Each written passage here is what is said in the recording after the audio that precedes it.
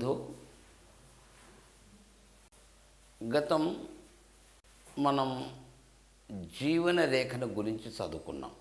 ఎక్కడ ప్రారంభింపబడుతుంది, ఎక్కడ ముగుస్తుంది, దాని విన్యాసాలు ఏమిటి, విలాసాలు ఏమిటి. విలాసం అంటే అడ్రస్, విన్యాసం అంటే వాటి యొక్క నడకలు, వాటి యొక్క ఫలితాలు ఏమిటి నేర్చుకున్నాం. ఇక్కడ ప్రారంభింపబడి కేతుస్థానంలో మిగిసేది ఇది మీకు జీవన రేఖగా నిన్న మనం చెప్పుకున్నాం. ఇక ఇప్పుడు ధీరేఖ, బుద్ధిరేఖ, దాన్ని గురించి చూసుకుందాం. ఇగో ప్రధాన రేఖలలో 3 వస్తాయి. మొట్టమొదటిగా ప్రిఫరెన్స్ వైజ్గా జీవిత రేఖ, రెండవ ప్రిఫరెన్స్ బుద్ధిరేఖ, మూడవ ప్రిఫరెన్స్ హృదయ రేఖ. ఇట్లా ప్రిఫరెన్స్ వైజ్ అని నేను 1, 2, 3 అని చెప్తున్నాను, కానీ ఒకటికి ఒకటి తగ్గకుండానే ఉంటుంది. దేని యొక్క విలువలు దానికే ఉన్నాయి. కాబట్టి ఇప్పుడు బుద్ధిరేఖ కూడా ఏ రకంగానూ తక్కువ అనుకోవటానికి వీల్లేదు. ఇది జీవిత రేఖ పై భాగం లోపట ఉంటుంది. జీవిత రేఖ ఎక్కడ ప్రారంభింపబడుతుందో అక్కడే బుద్ధిరేఖ కూడా ఉంటుంది, ఇక్కడ అదే స్థానంలో. విలాసాల గురించి ఏం చెప్పాము మనం?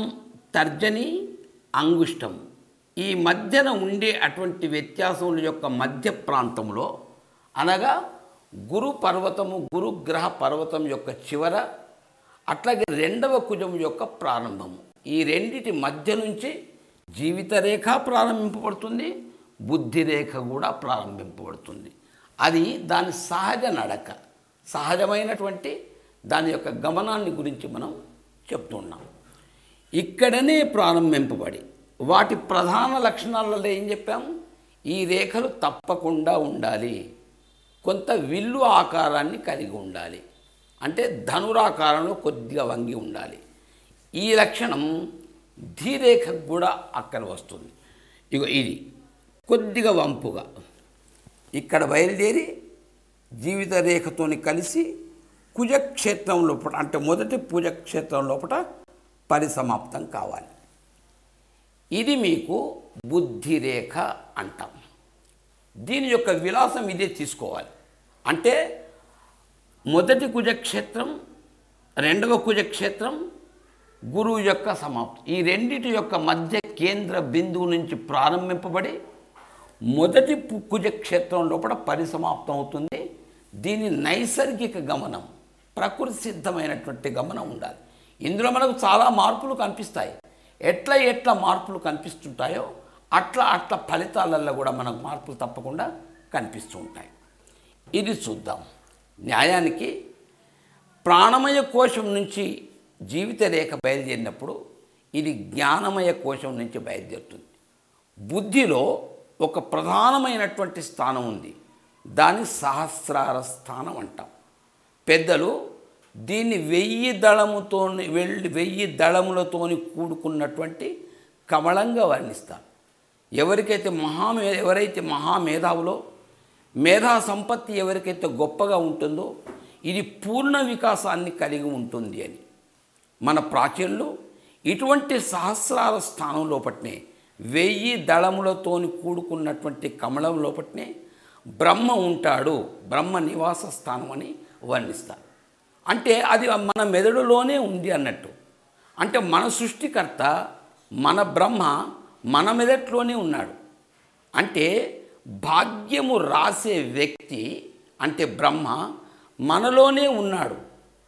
ఒక కార్యాన్ని మంచి చేయటం, చెడు చేయటం, అంటే నిష్ట కొద్ది చేయటం, అశ్రద్ధగా చేయటం, ఇటువంటి అన్నీ కూడా మన జీవితాన్ని మనం ఎట్లా తీర్చిదిద్దుకోవాలి అన్నటువంటి శక్తి భగవంతుడు మనకే ప్రసాదించాడు.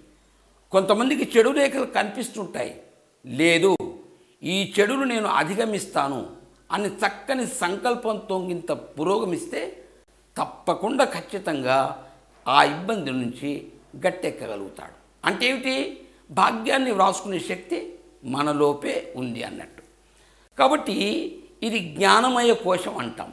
జ్ఞానమయ కోశం నుంచి బయలుదేరుతుంది ఈ రేఖ.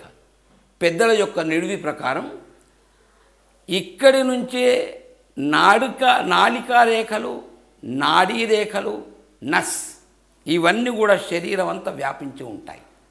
కాబట్టి జ్ఞానశక్తి, ప్రాణశక్తి ప్రతిదీ ఇందులో పట్టినే ఉంటుంది. ముఖ్యంగా ఈ రేఖ జ్ఞానశక్తి నుంచి బయలుదేరుతుంది. సహస్రార రేఖ అని అందుకోసమే అంటారు.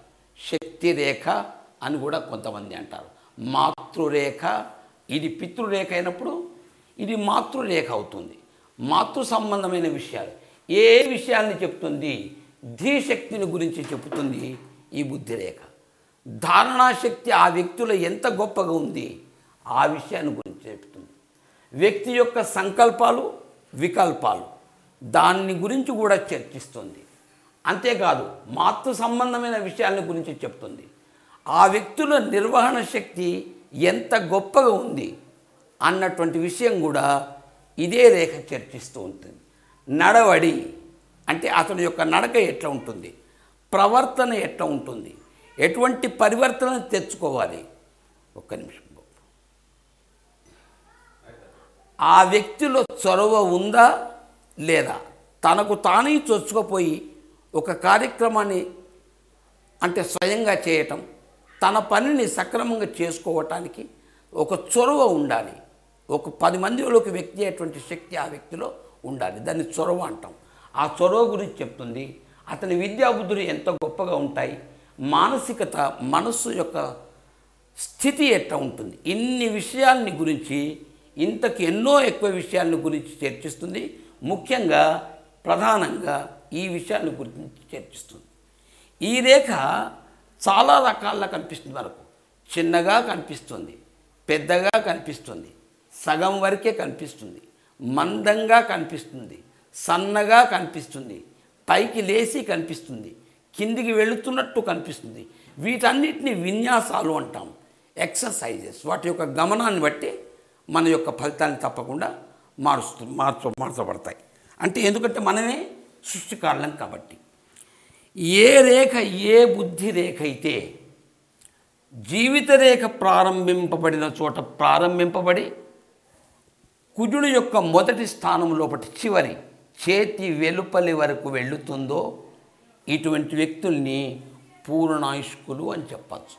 ఎందుకంటే ఒక ఆయువును గురించి చర్చించడానికి జీవిత రేఖ, బుద్ధి రేఖ, హృదయ రేఖ వీటి యొక్క సప్తాంశ పద్ధతి లోపల లెక్కించి ఈ మూడింటి చేతితో భాగిస్తే భాగఫలం ఏతుంటుందో అతని జీవిత కాలం నిర్ణయింపబడుతుంది.